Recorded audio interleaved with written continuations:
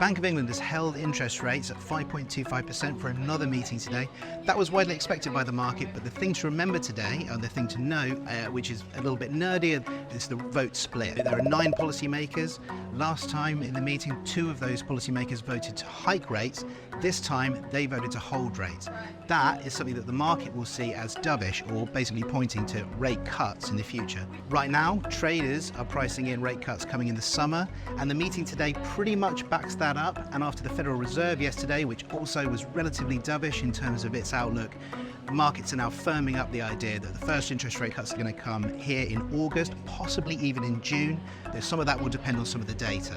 The other thing to remember with the Bank of England and with all central banks at the moment is that they are consistently mentioning wage inflation and services sector inflation, which is very important in the UK because it makes up the vast majority of the economy. If that services inflation doesn't get less sticky, it could push out rate cuts a little bit further. And there's a bit of disagreement between policymakers in terms of how that's moving. But as far as it all goes, this appears to be being taken by the market as a pointer that summer rate cuts are on the way.